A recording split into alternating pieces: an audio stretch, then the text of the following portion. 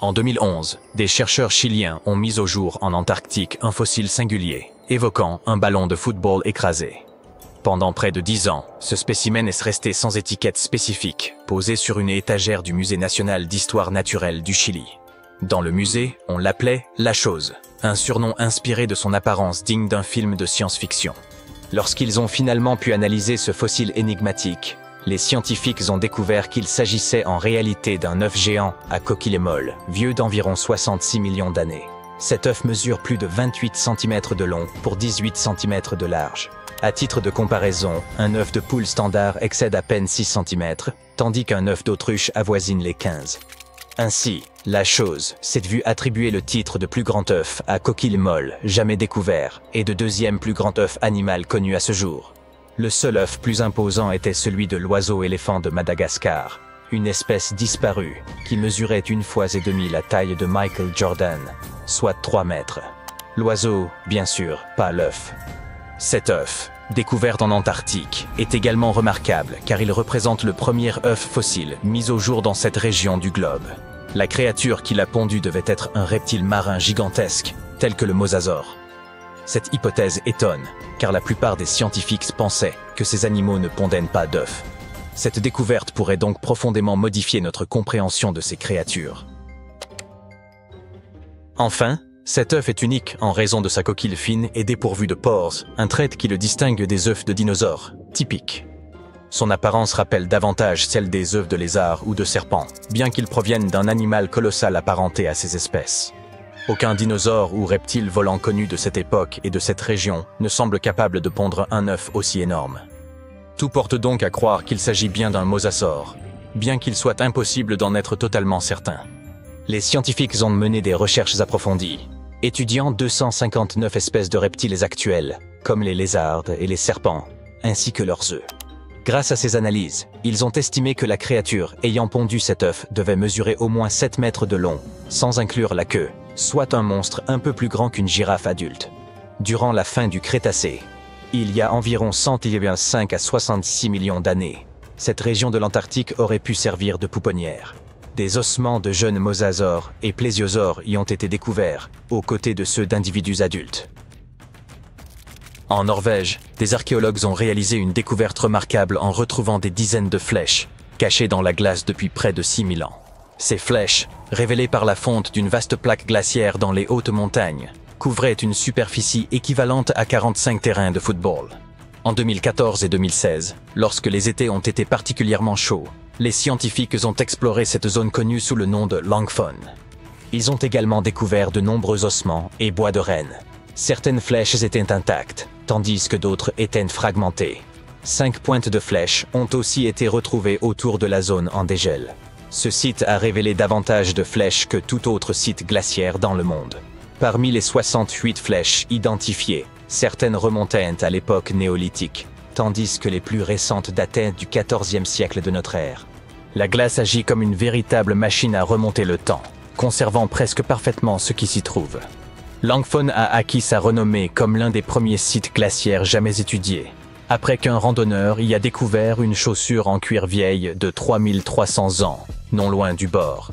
Les scientifiques continuent d'analyser ces lieux pour comprendre leur utilisation par les humains et les changements subis par les plaques glaciaires, de la Norvège à l'Amérique du Nord, au fil des siècles. Il y a environ 32 000 ans, un écureuil a enterré des graines près d'une rivière en Sibérie. Cela évoque-t-il à d'autres des souvenirs de l'âge de glace? Ces graines appartenaient à une plante aux délicates fleurs blanches, la silène Stenophylla. Des milliers d'années plus tard, une équipe de chercheurs a retrouvé ces graines profondément enfouies dans le sol gelé, à une profondeur équivalente à celle d'un immeuble de 12 étages. Les graines étaient enfouies dans la glace, entourées d'ossements d'animaux comme des mammouths, des bisons et des rhinocéros laineux. Les graines les plus matures avaient été abîmées, peut-être par l'écureuil lui-même, mais certaines graines plus jeunes conservaient encore des tissus viables. Les scientifiques les ont minutieusement extraites et placées dans de petits récipients pour favoriser leur croissance. Et maintenant, la partie la plus incroyable. Ils ont réussi à faire pousser ces plantes. Leurs fleurs présentaient des formes légèrement différentes de celles de la même espèce qui pousse aujourd'hui. Au bout d'un an, cette plante de l'ère glaciaire a même produit de nouvelles graines. Ces résultats ont conduit les chercheurs à suggérer que le permafrost pourrait servir de réservoir d'un ancien patrimoine génétique, où des espèces disparues pourraient être retrouvées et ramenées à la vie. Des chercheurs, à bord d'un brise-glace en Antarctique, étaient à la recherche de baleines lorsqu'ils ont fait une découverte beaucoup plus surprenante. Une caméra placée derrière le navire, pesant autant qu'une voiture, a capté l'image de 60 millions de nids de poissons des glaces, répartis sur le fond de la mer de Weddell. Les nids, espacés d'environ 25 cm dans toutes les directions, s'étendaient sur une superficie de 240 km², soit légèrement plus que la taille de Washington, D.C. La colonie possédait même une limite bien définie, visible comme une ligne tracée dans le sable. Les scientifiques exploraient cette région pour étudier un site océanique particulier où l'eau était légèrement plus chaude que celle environnante. Dans cette eau réchauffée, ils ont observé de minuscules organismes, appelés zooplanctons, près de la surface. Lorsqu'ils éclosent, les jeunes poissons des glaces nagent vers cette zone pour se nourrir de zooplancton avant de redescendre vers le fond marin pour grandir et, à leur tour, se reproduire. Avec une telle abondance de nourriture, leur présence dans cette eau plus chaude semblait logique. Cependant, personne ne s'attendait à découvrir un nombre aussi impressionnant de nids de poissons des glaces, bien plus que ce qui avait été observé jusque-là. L'Antarctic Heritage Trust de Nouvelle-Zélande a découvert d'anciens négatifs dans une cabane en Antarctique. Ces clichés se sont avérés être des images rares de l'expédition du groupe de la mer de Ross, une tentative célèbre mais infructueuse menée par Ernest Shackleton entre 1914 et 1917. Son ambition était d'être le premier à traverser l'Antarctique par voie terrestre, reliant la mer de Weddell à la mer de Ross en passant par le pôle Sud. Cependant, l'expédition a pris une tournure désastreuse lorsque leur navire, l'Aurora, a été perdu en mer. L'équipe a dû s'abriter dans la cabane d'un autre explorateur, le capitaine Robert Falcon Scott, qui avait lui aussi cherché à atteindre le pôle Sud en 1972, sans succès. Les négatifs, fabriqués en nitrate de cellulose, ont été retrouvés collés les uns aux autres dans une petite boîte. Le Trust a ramené les négatifs en Nouvelle-Zélande, où ils ont été soigneusement séparés, révélant 22 images jusque-là invisibles. Bien que de nombreuses photos aient été abîmées, certaines montraient des lieux reconnaissables autour du détroit de McMurdo, une région emblématique de l'Antarctique. L'identité du photographe reste toutefois un mystère. En décembre 2021, des chercheurs ont observé une marque inhabituelle sur la plateforme de glace de Larsen, une immense étendue glacée au large de la côte est de l'Antarctique. Ils ont supposé qu'il s'agissait d'une rivière souterraine et ont foré à près de 500 mètres pour vérifier. Bien qu'ils se soient attendus à trouver de l'eau, ils ont été surpris de découvrir qu'elle abritait de minuscules créatures rapides, appelées amphipodes. Les chercheurs ont également constaté que cette rivière souterraine comportait des courants en couches, se déplaçant dans des directions inattendues et encore mal comprises. Une autre découverte étonnante a marqué leur étude. Le 20 décembre de la même année, un volcan, le Hunga Tonga, est entré en éruption, et les ondes de pression générées par cet événement ont été détectées jusque dans la rivière gelée de l'Antarctique. Cette observation illustre les interconnexions étonnantes qui lient tous les phénomènes de notre planète, même dans les régions les plus reculées. Pourquoi les sirènes ne peuvent-elles pas exister? Tout d'abord, elles gèleraient sur place et auraient tout du mal à survivre dans les eaux glaciales de l'océan. Brrr. Ces demoiselles maigrichonnes de chez Disney se transformeraient vite en glaçons. La vérité est que le corps humain n'est pas fait pour des aventures aquatiques prolongées. Je veux dire, franchement, qui a envie de passer du temps dans ces profondeurs glacées? Bien sûr, il y a des endroits plus chauds près de la surface de l'océan. Mais si les sirènes voulaient s'installer au fond des mers, il ne tarderait pas à faire très froid. La température de l'eau chute à mesure que l'on descend en profondeur. Alors, à quoi ressemblerait une sirène résistante au froid? Poilue et rondouillette.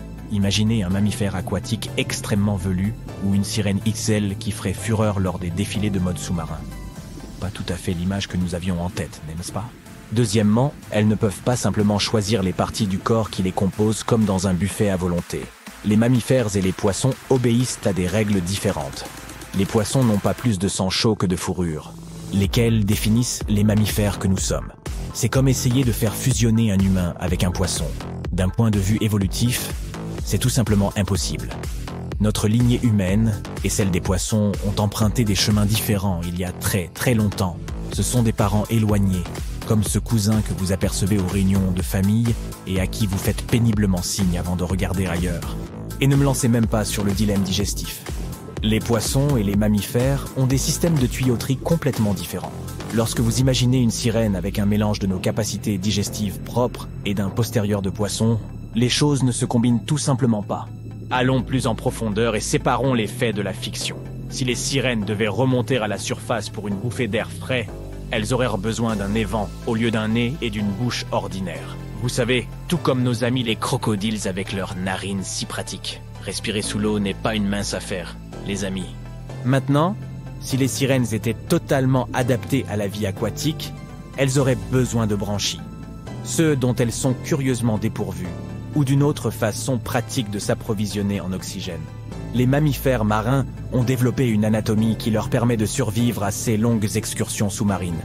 Les plongeurs humains, quant à eux, voient leurs poumons réduire de taille à mesure qu'ils descendent plus profondément à cause de la pression.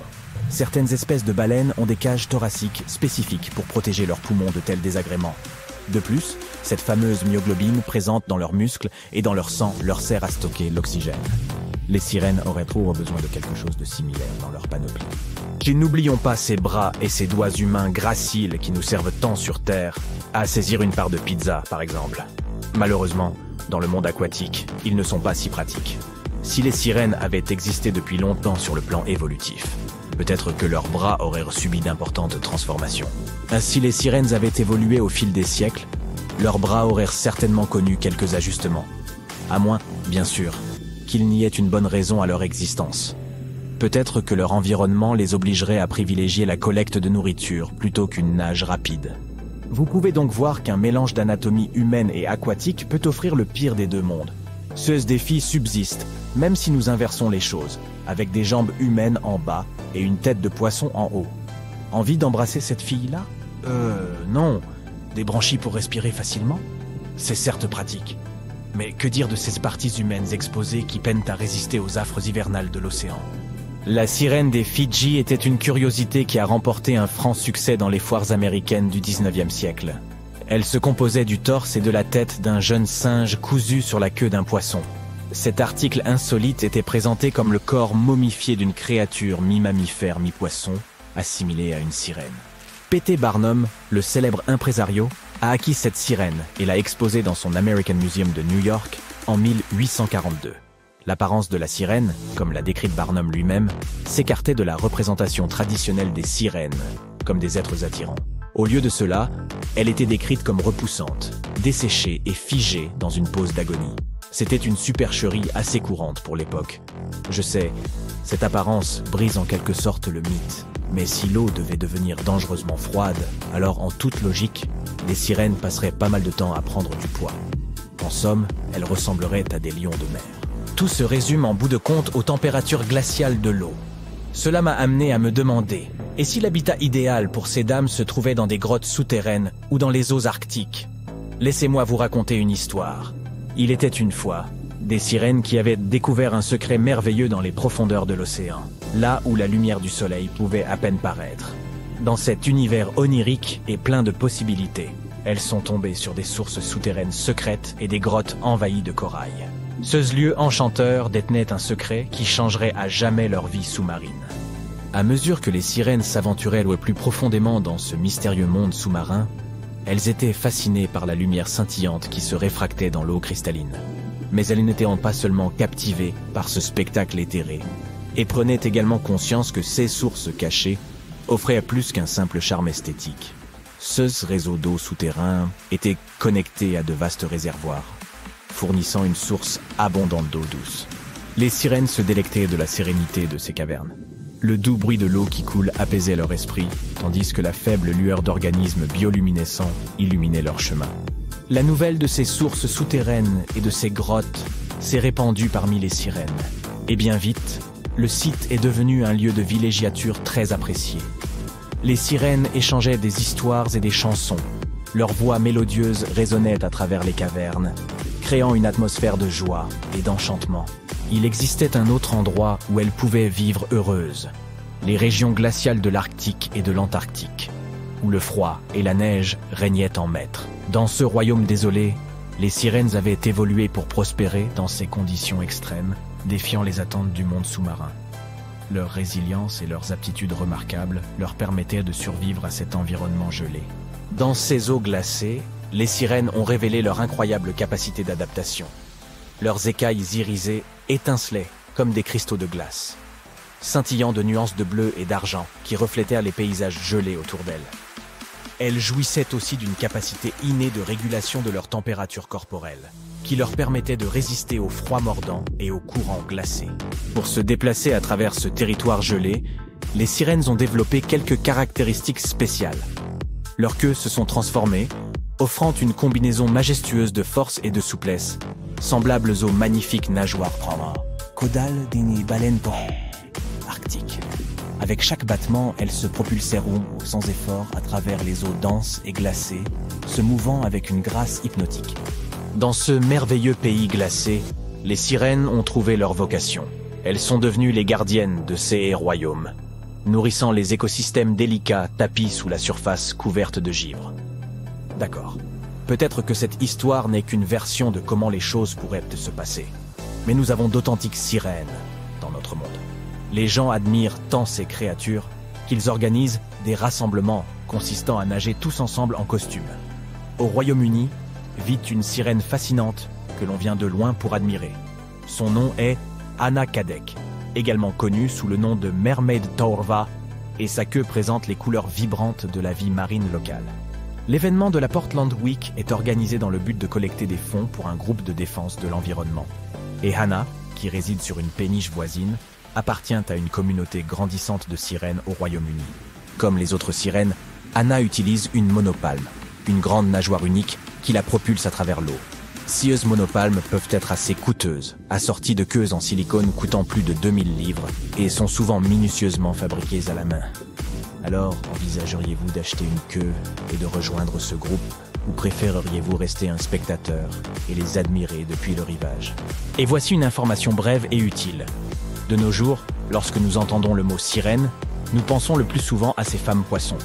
Mais n'oublions pas que les sirènes de la mythologie étaient là pour entraîner les marins vers leur perte et séduire quiconque grâce à leur chant irrésistible. Bien qu'il y ait nombre de dangers en mer, elles étaient les plus redoutables. Les sirènes de contes de fées, en revanche, n'ont pas grand-chose à voir avec elles. Ce sont des créatures enchanteresses et sympathiques. Et de nos jours, les sirènes sont ce que vous entendez lorsque les ambulances, les camions de pompiers et les voitures de police cherchent à se dégager du trafic. En 1936, l'égyptologue britannique Walter Brian Emery mit au jour, en plein désert, un petit objet qui suscita d'intenses débats. Certains y virent la maquette sophistiquée de soucoupes volantes, voire un système de propulsion avancé, issu d'un vaisseau spatial appartenant à une civilisation venue d'ailleurs. Emery consacra de longues années à l'exploration de sites archéologiques dans la vallée du Nil, en particulier dans l'immense nécropole antique de Saqqara. Il y découvrit quantité de trésors, mais le plus déroutant provenait de la tombe d'un haut dignitaire nommé Sabou. L'identité précise de ce personnage demeure incertaine, bien que certaines sources le présentent comme l'un des fils du pharaon Hadjib. Le fait qu'il ait été enterré à Saqqara suggère un rang élevé au sein de la cour royale. L'époque à laquelle il vécut étant très ancienne, aucun document ne subsiste pour éclaircir son rôle exact ou son destin. Dans son tombeau, les chercheurs découvrirent 7 chambres funéraires, chacune renfermant les biens funéraires classiques. Des os d'animaux, des outils en silex, de la céramique, des objets en ivoire et des bols en pierre. Mais s'y trouvait également un étrange artefact brisé qui devint connu sous le nom de disque de Sabou. Il prend la forme d'un bol peu profond, à fond arrondi, doté de 3 lobes courbes finement sculptés, espacés d'environ 120 degrés autour de sa circonférence. 3 trous les séparent et un tube fin se trouve en son centre. Le disque est fait de siltite, ou schiste, une roche poreuse, friable et très difficile à travailler. Elle se désagrège aisément sous pression, ce qui rend d'autant plus énigmatique la manière dont les artisans de 3000 avant notre ère ont pu la façonner à l'aide d'outils rudimentaires en pierre et en cuivre. L'autre grande énigme consiste en la présence de cet objet dans la tombe de Sabou. Peut-être sa fonction réelle permettrait-elle de mieux en comprendre la signification. Lors de sa découverte, les archéologues y virent un simple vase, un brûleur d'encens ou un objet décoratif à vocation rituelle. Mais certains, en l'examinant sous un angle plus technique, envisagèrent qu'il puisse s'agir d'un élément intégré à un dispositif plus complexe. Un historien amateur a reproduit fidèlement l'objet à l'aide d'une imprimante 3D, et cette réplique a révélé que le disque de Sabu pourrait bien être un ancien impulseur, c'est-à-dire un composant essentiel d'une pompe centrifuge. Placé dans un boîtier et mis en rotation rapide autour de son petit axe central, il s'est montré capable de déplacer de l'eau. Sans boîtier, il générait un puissant vortex. Il apparut alors que la forme incurvée des lobes et la légère concavité du disque n'étaient pas fortuites. L'ensemble semble avoir été pensé pour déplacer efficacement l'eau, à l'image d'un mécanisme de pompage sophistiqué. Or, toute la civilisation égyptienne reposait sur la maîtrise de l'irrigation. Les dynasties ultérieures mirent au point un système d'irrigation par bassin permettant de contrôler les crues du Nil et d'en tirer un rendement agricole optimal. Il se pourrait donc que, dès la première dynastie, des ingénieurs aient exploré des techniques d'irrigation avancées, bien avant ce que les spécialistes n'avaient imaginé. Toutefois, certains restent sceptiques. Selon eux, le schiste serait trop fragile pour supporter les contraintes d'un tel usage. Ils émettent l'hypothèse que les artisans de la première dynastie auraient tenté de reproduire un objet plus ancien, en se contentant des matériaux et outils dont ils disposaient. Le disque pourrait alors être une réplique en pierre d'un artefact métallique, hérité d'une civilisation bien antérieure, et peut-être technologiquement plus avancée que l'Égypte antique elle-même. Un auteur suisse va même plus loin et suggère que le disque serait la copie d'un composant d'hyperpropulsion appartenant à un vaisseau extraterrestre, ou bien une maquette en pierre d'une soucoupe volante. Un chercheur français, quant à lui, avance que le disque de Sabu faisait partie d'un gigantesque dispositif industriel, destiné à produire du carbonate de sodium à l'intérieur des pyramides. D'autres encore estiment qu'il aurait pu s'agir d'un outil primitif de tressage de cordes, les lobes servant à torsader des brins de soie ou des fibres en ficelle lors de la rotation. Une autre théorie enfin évoque une lampe de très grande dimension. Un autre mystère historique est lié à une carte datant de 1513, que l'on considère comme la plus ancienne représentation détaillée connue des Amériques. Elle est l'œuvre d'un capitaine turc, Piri Reis, qui, sans jamais avoir traversé l'océan Atlantique, l'a composée à partir d'une vingtaine de cartes régionales. Parmi celles-ci, figurait une carte arabe de l'Inde, 4 cartes portugaises figurant l'Inde et la Chine, ainsi qu'une carte des Amériques attribuée à Christophe Colomb, fondée sur ses propres observations. Cette dernière carte ayant disparu depuis longtemps, le travail de Reis offre un précieux aperçu de ce que Colomb aurait pu noter lors de son 3e voyage vers le Nouveau Monde. Charles Hapgood, un historien, a avancé l'idée que la carte de Reis représentait l'Antarctique tel qu'il était à la préhistoire, en s'appuyant sur une ressemblance frappante avec le littoral réel du continent, avant qu'il ne soit recouvert de glace. Toutefois, cette hypothèse a été formellement invalidée par la suite. Une autre découverte qui a suscité l'étonnement dans le monde scientifique est celle des billes de Klerksdorp. Ces objets, trouvés dans des dépôts de pyrophilite en Afrique du Sud, ressemblent à de petites balles de criquet anciennes, ornées de stries en leur centre. Dans les années 80, une théorie a émergé selon laquelle une civilisation antédiluvienne, totalement inconnue mais d'un niveau technologique avancé, aurait été à l'origine de ces sphères. Un journaliste avait rapporté qu'elles semblaient tourner sur elles-mêmes dans une vitrine. Une émission de télévision avait même convié un médium, qui affirmait que ces objets étaient les vestiges d'un antique vaisseau spatial. Pourtant, d'après les géologues, il s'agit simplement de formations sphériques naturelles, composées de minéraux distincts de ceux de la roche environnante. Les lignes semblables à des soudures ne sont que des empreintes laissées par les couches successives de la roche haute au fil du temps. Les billes de Klerksdorp présentent une variété de formes, allant de sphères légèrement aplaties à des disques bien définis. Quant à l'épisode de la sphère tournant seule, le conservateur du musée de Klerksdorp a apporté une explication rationnelle. Lorsqu'il a déposé l'objet dans une vitrine à l'occasion de la visite d'un journaliste, celui-ci a légèrement pivoté en raison de sa forme arrondie. De plus, la région étant sujette à des secousses sismiques causées par l'extraction aurifère voisine, cela pourrait également expliquer ce phénomène. Dans une région reculée de Chine, se trouvent d'étranges formations en forme de tube, connues sous le nom de tuyaux de Baigong. C'est un explorateur local qui les a découverts en 1996, émergeant des flancs du mont Baigong et des rives du lac Tuosu voisin. Cette découverte a poussé certains à penser qu'il s'agissait de vestiges laissés par de très anciens visiteurs venus d'autres mondes. Lorsqu'on a analysé des échantillons de ces structures, les scientifiques ont constaté qu'elles étaient majoritairement composées de minéraux courants, mais qu'elles contenaient aussi, de manière inexpliquée, 8% de matière inconnue. Des examens complémentaires ont suggéré que ces formations existaient avant même l'apparition de l'homme. Des géologues chinois se sont ensuite rendus sur place et ont avancé l'hypothèse qu'il s'agissait de structures naturelles, formées au fil du temps, probablement des racines d'arbres fossilisés remontant au passé verdoyant de la région. Néanmoins, le mystère reste entier. Alors qu'ils creusaient une tranchée le long d'une rivière en Roumanie, des ouvriers ont mis au jour une cale métallique, aujourd'hui connue sous le nom de coin en aluminium d'Ayoud, ou encore artefact d'Ayoud. Juste à côté, se trouvaient des os de mastodontes, ces lointains cousins des éléphants ayant vécu il y a environ 11 000 ans. Cela a conduit certains à penser que le coin datait de la même époque.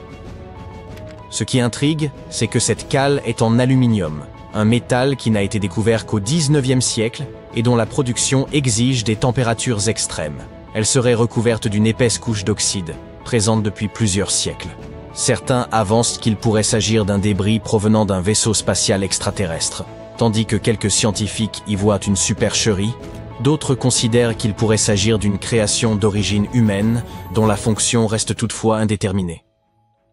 En 1991, quelque part dans les jungles luxuriantes du centre du Vietnam, un bûcheron local a trouvé un trou mystérieux parmi les feuilles et les buissons. Il y a jeté un œil et a senti un fort vent souffler sur son visage.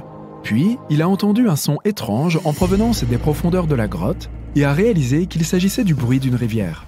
Le bûcheron n'a pas examiné la grotte, mais a décidé d'y retourner plus tard avec une lampe de poche et une corde. Mais à son retour, il n'a pas retrouvé la grotte.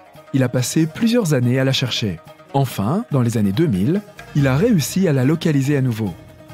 En 2009, il a amené des scientifiques à cet endroit. Ils ont découvert que la grotte, appelée Sundong, est la plus grande du monde.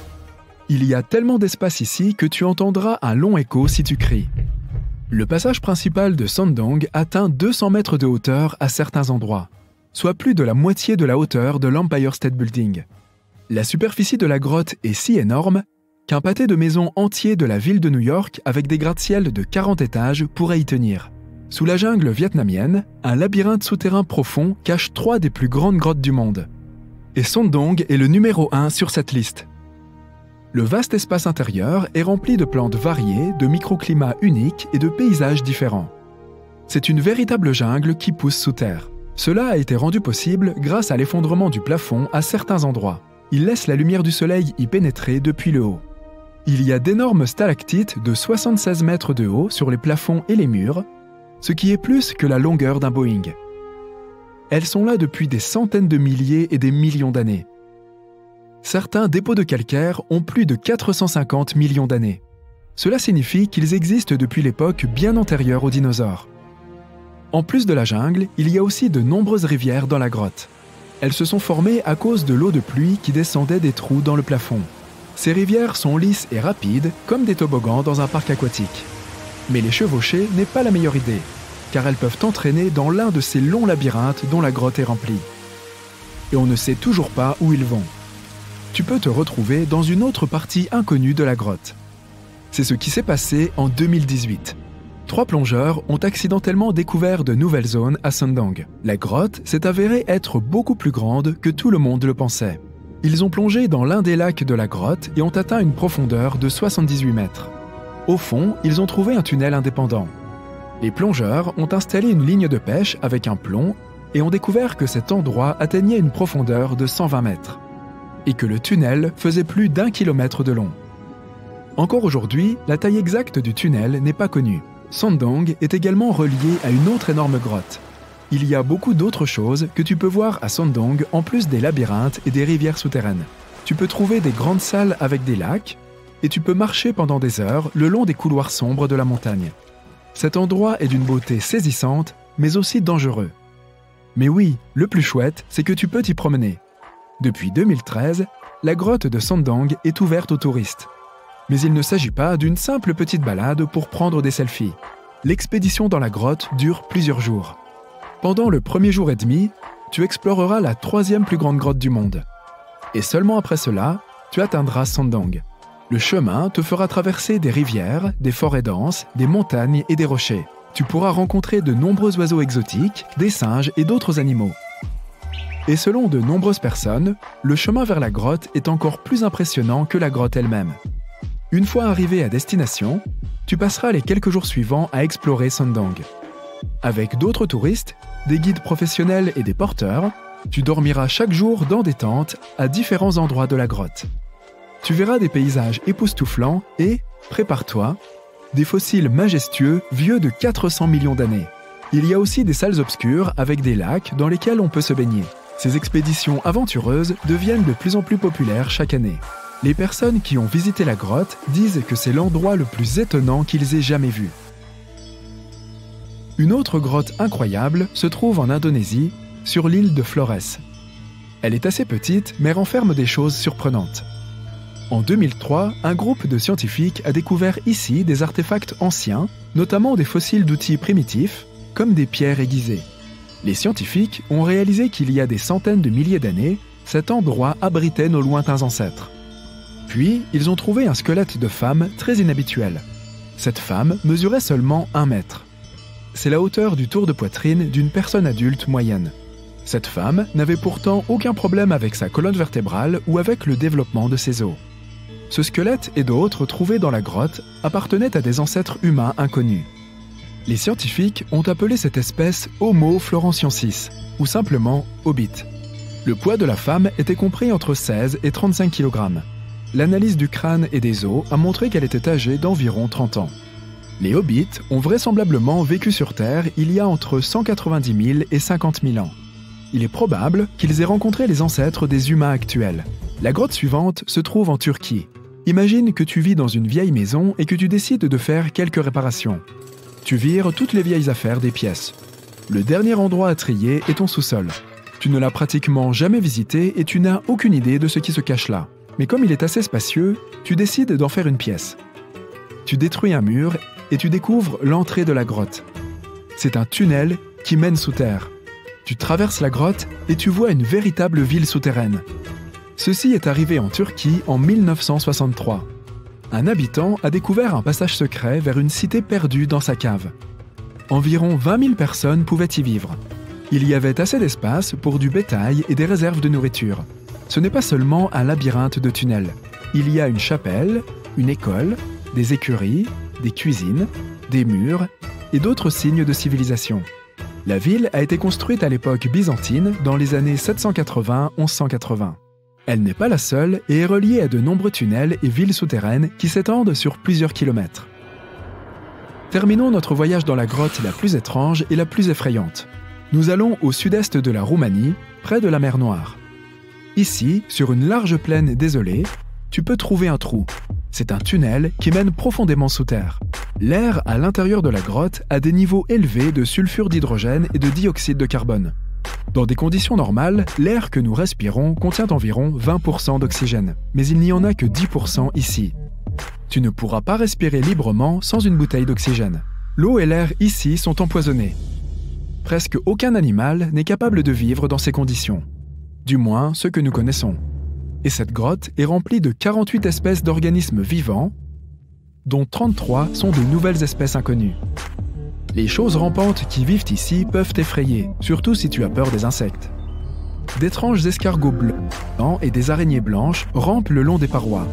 Une espèce inconnue de sangsues et de crevettes transparentes nage dans l'eau. Des mille-pattes blancs avec d'énormes moustaches rampent sur le sol. Ici, tu peux aussi rencontrer une espèce inconnue de scorpion avec un corps blanc transparent qui ne ressemble à aucune autre espèce de scorpion. Rien ici ressemble à des animaux normaux. Toutes les créatures de la grotte sont blanches ou transparentes. Elles n'ont pas d'yeux, mais elles ont de longues pattes et des antennes, des moustaches qui les aident à se déplacer dans l'espace. Les plantes ne peuvent pas vivre ici sans lumière du soleil et sans air pur. Cela signifie que la production d'oxygène est nulle dans cet endroit. Alors, comment ces créatures ont-elles réussi à survivre? La réponse est dans l'eau. La surface du lac et des flaques d'eau ici est couverte d'une mousse qui bouge étrangement. Cette substance est un organisme vivant. Elle est constituée d'1 milliard de bactéries appelées autotrophes. Les plantes ordinaires absorbent le dioxyde de carbone et utilisent la photosynthèse pour produire de l'oxygène. Cette grotte est remplie de dioxyde de carbone. Les autotrophes l'absorbent et sécrètent de minuscules particules de nourriture. Les bactéries se nourrissent de ces particules. Des organismes plus grands se nourrissent ensuite de ces bactéries. Et ainsi de suite. Au final, il y a assez de nourriture pour tout le monde. Ce processus s'appelle la chimiosynthèse. C'est comme la photosynthèse, mais on utilise l'eau au lieu de la lumière du soleil dans les réactions chimiques. Dans cette grotte, l'évolution a créé un système biologique complètement unique, distinct du reste du monde. Imaginez que vous ayez été choisi pour répondre à l'une des questions les plus importantes de l'histoire. Quelle a été la première civilisation sur Terre ? La description du poste est simple, mais la tâche est extrêmement difficile. Vous devez déterrer la preuve de la première civilisation officielle du monde. Étaient-ce les Sumériens en ancienne Mésopotamie ? Ou étaient-ce les anciens Égyptiens répartis le long du Nil ? Sans vouloir vous mettre la pression, l'histoire est littéralement entre vos mains. Bonne chance.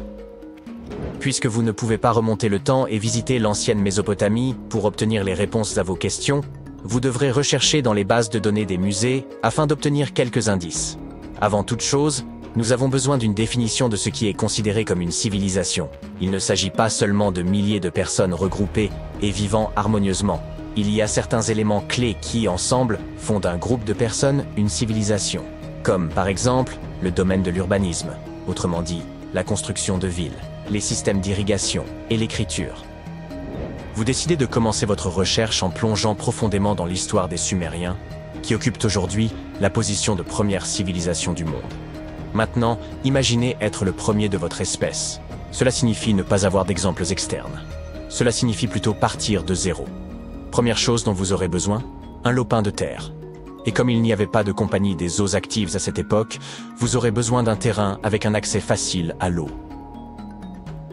Donc, les Sumériens se sont installés entre deux grands fleuves appelés l'Euphrate et le Tigre, dans le sud de la Mésopotamie vers 5000 avant notre ère.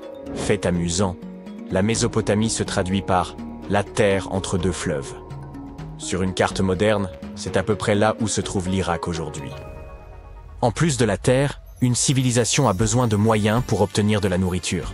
La civilisation sumérienne a dû faire face à un climat sec et chaud, mais ils ont réussi à faire prospérer l'agriculture dans la région. En détournant les eaux des rivières et en créant des réservoirs et des barrages, les Sumériens ont permis à une série de colonies d'émerger à travers les plaines de Mésopotamie. La célèbre ville de Babylone en faisait partie. Vous savez, la ville qui aurait eu ses jardins suspendus ? Je dis supposément parce qu'aucune preuve définitive de l'existence réelle de ce monument n'a été trouvée. Cependant, il était considéré comme l'une des 7 merveilles du monde antique et cité comme un exploit remarquable d'ingénierie dans un livre ancien publié vers 290 avant Jésus-Christ. Bien qu'aucune trace des jardins de Babylone n'ait été trouvée, les Sumériens étaient reconnus comme des bâtisseurs extrêmement habiles. Leur ville était remplie de constructions en briques de boue, et les plus impressionnantes étaient connues sous le nom de ziggourats, des pyramides à degrés construites à des fins spirituelles. Les Sumériens ont construit un réseau commercial pour compléter les ressources rares et ont commencé à échanger des marchandises avec des civilisations émergentes à proximité, comme l'Anatolie et l'Égypte. Le début du commerce a poussé les Sumériens à développer ce que l'on croit être le premier système d'écriture au monde. Il a commencé comme un système simple, datant probablement de 3400 avant notre ère. Dans ce système, chaque syllabe était représentée par un dessin. Par la suite, il a progressivement évolué en un système d'écriture cursive totalement développé. Ne me crois-tu pas ? Jette un œil à cette pièce de l'époque babylonienne. Cette immense plaque de basalte est appelée le Code de Hammurabi. Elle est reconnue comme la première collection de lois écrites de l'humanité. Selon l'histoire, elle a été gravée dans la pierre volcanique vers l'an 1760 avant notre ère. Regarde la précision de ces gravures. C'est assez stupéfiant. Mais le contenu est également surprenant puisque ces 282 règles varient des réglementations commerciales aux lois strictes de la justice. Le fait est que les historiens n'ont pas de consensus sur la question de savoir si les Sumériens ont réellement été les premiers à inventer l'écriture. Certains pensent qu'il pourrait s'agir des anciens Égyptiens. Arrêtons-nous ici. On pense que les établissements de l'Égypte ancienne ont commencé autour de l'an 5500 avant notre ère, ce qui est antérieur à la civilisation sumérienne. Mais souvenez-vous que j'ai dit qu'une civilisation avait besoin de quelques éléments avant d'être considérée comme telle. L'Égypte ancienne était composée de plusieurs petites cités-États, telles que Memphis, Abydos et Thèbes, disséminées le long du fleuve Nil. Ce n'est qu'en 3000 avant notre ère que l'Égypte fut unifiée sous un seul royaume et dura comme un empire jusqu'à près de 1000 avant notre ère. Bien qu'il n'y ait pas de consensus à ce sujet, certains experts en égyptologie estiment que ce pourrait être des immigrants sumériens qui ont fondé les premiers établissements égyptiens. La preuve pourrait être la présence de sceaux cylindriques en pierre dure, un objet largement utilisé en Sumer. Ces sceaux servaient à garantir l'authenticité des transactions légales. Mais il est difficile de déterminer si cette méthode a été introduite par des immigrants sumériens ou simplement par le commerce. Étant donné que la période de temps n'est pas l'un des critères que nous pouvons utiliser pour déterminer qui est venu en premier, nous devrons nous tourner vers autre chose. Mais quoi? Comme les Sumériens, les Égyptiens étaient également des constructeurs hautement qualifiés. Évidemment, ils ont construit les célèbres pyramides de Gizeh et bien d'autres sur tout leur territoire. Pour améliorer leur technique de construction, ils se sont immergés dans le développement d'une compréhension plus approfondie des mathématiques. Ils ont développé une nouvelle forme de mesure, appelée le coudé, qui était l'équivalent de la longueur d'un bras. La Grande Pyramide, par exemple, mesure 440 coudées sur 440 coudées. Ils étaient également des astronomes innovants, combinant leurs compétences mathématiques avec une observation astronomique attentive. Ils furent la première civilisation à utiliser une division du jour en 24 heures. Et ils ont même créé un calendrier solaire, qui fut le premier système de datation de l'histoire à comporter 365 jours dans une année. D'accord, il est indéniable à quel point ils étaient impressionnants. Mais certains experts disent que le différend doit être réglé par la comparaison de leur système d'écriture. L'écriture hiéroglyphique, le premier style d'écriture égyptien, remonterait à 3000 avant notre ère. C'était une composition de plus de 700 symboles qui étaient gravés dans la pierre. Pendant longtemps, les chercheurs ont cru que l'écriture sumérienne était antérieure à l'égyptienne.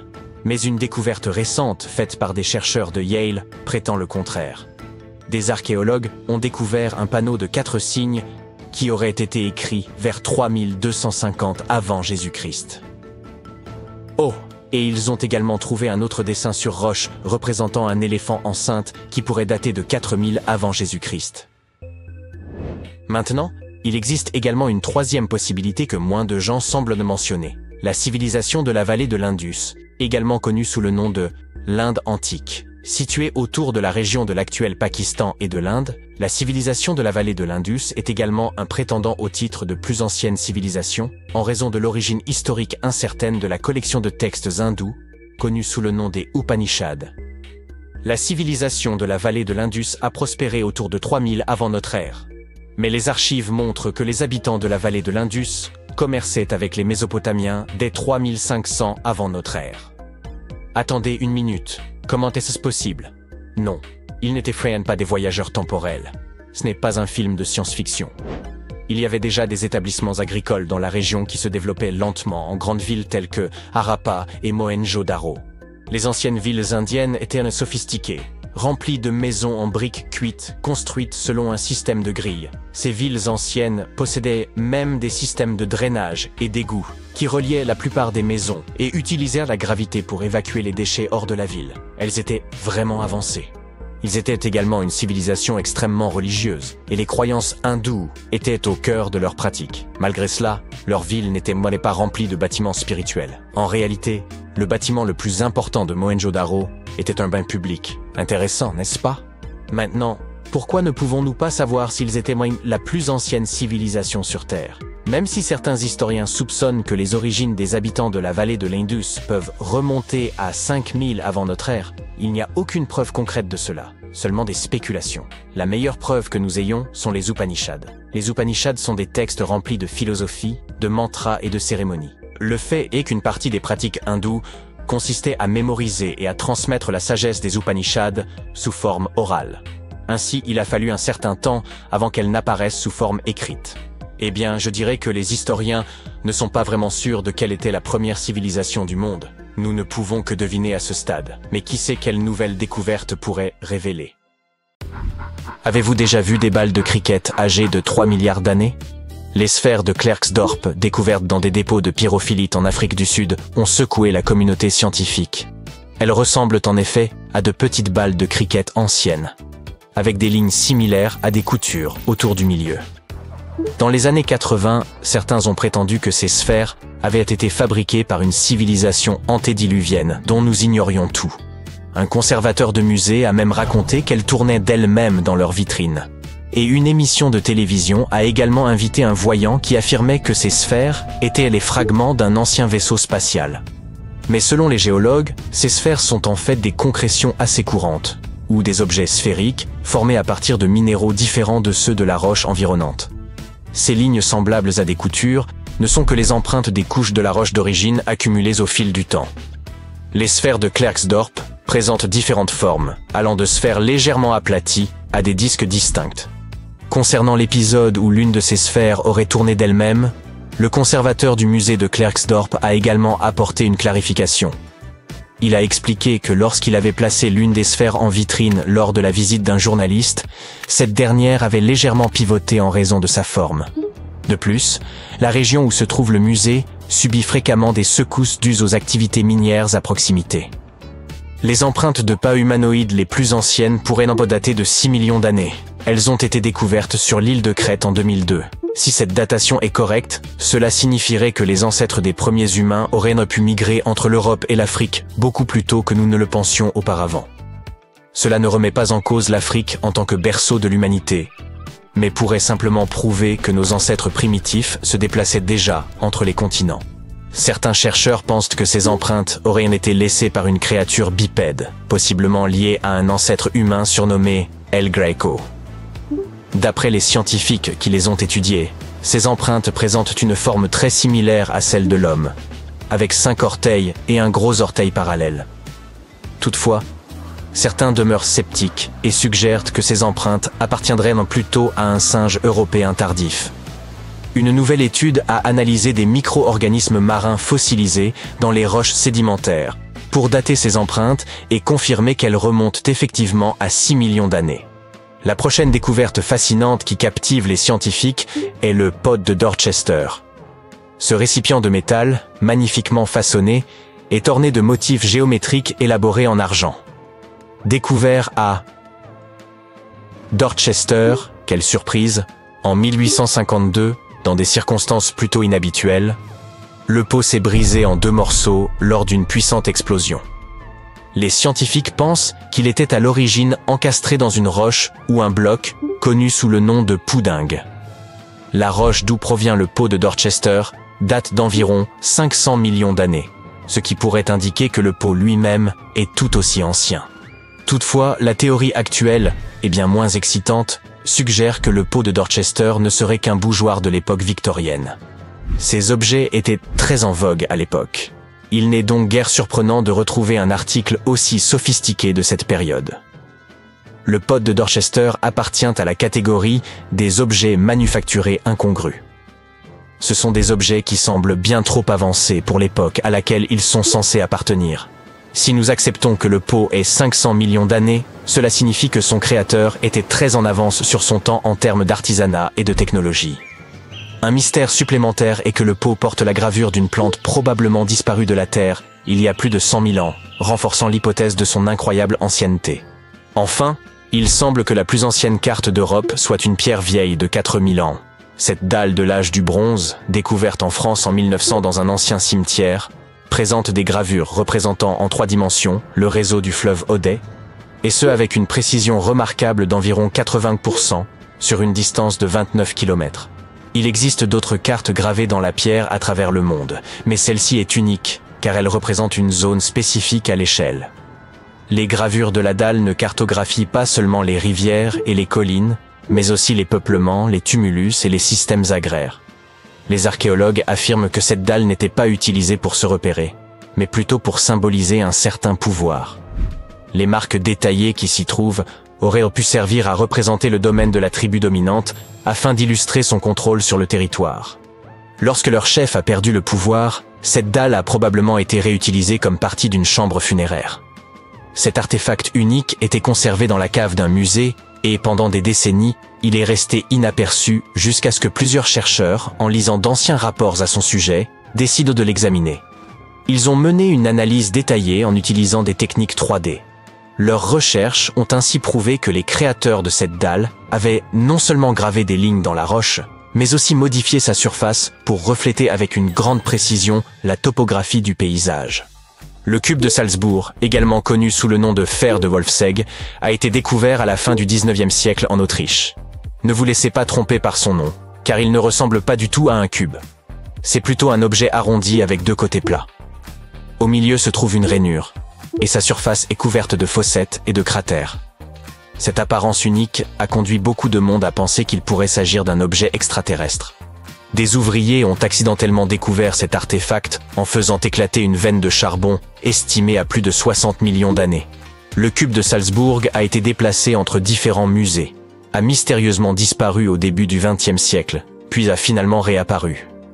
Un professeur de l'université de Bonn a suggéré qu'il pourrait provenir d'une météorite. Cependant, aucune trace d'éléments normalement présents dans les météorites, comme le cobalt ou le nickel, n'a été trouvée. Les chercheurs ont ensuite pensé qu'il pouvait s'agir d'un objet fabriqué par l'homme, un bougeoir de l'époque victorienne, qui sait. Personne ne connaît la véritable histoire de ce cube, pas plus que son emplacement actuel.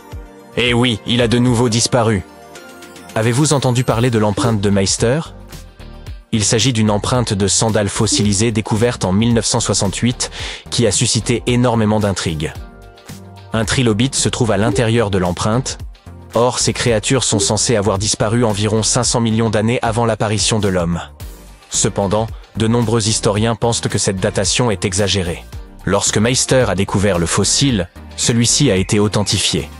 Toutefois, le scientifique qui a procédé à cette authentification n'a pas confirmé qu'il s'agissait d'une empreinte de sandales humaines.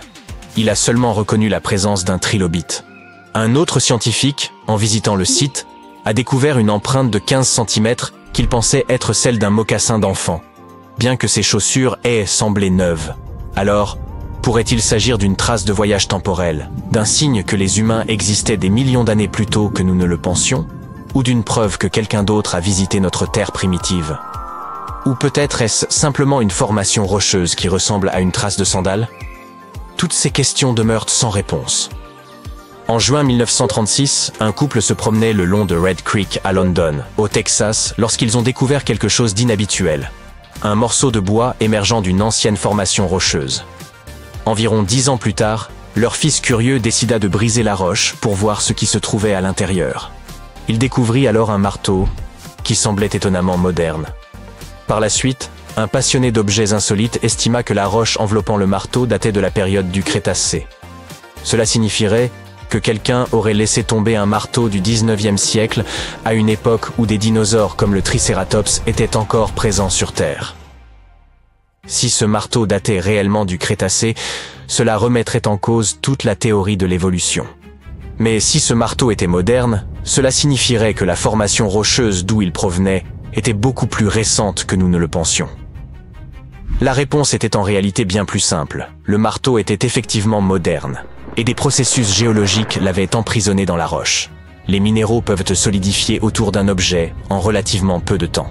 Ainsi, ce marteau avait probablement été perdu par un mineur environ 1 siècle plus tôt, et la roche s'était formée autour de lui par la suite. Et non, ce n'était pas non plus un bougeoir de l'ère victorienne. Une découverte macabre a été faite en Égypte il y a quelques années. Vous voulez en savoir plus? 16 mains humaines, soigneusement enterrées dans 4 fosses sinistres. À première vue, elles ne ressemblaient pas vraiment à des mains humaines, car elles étaient anormalement grandes. Mais c'étaient bien des mains d'hommes. Bizarrement, il n'y avait que des mains droites, aucune main gauche. Et nous avons découvert qu'un ancien rituel très sombre avait eu lieu à cet endroit. L'art et les contes de l'Égypte ancienne parlent d'une cérémonie au cours de laquelle les guerriers présentaient la main droite de leurs adversaires comme preuve de leur victoire et demandaient de l'or en échange.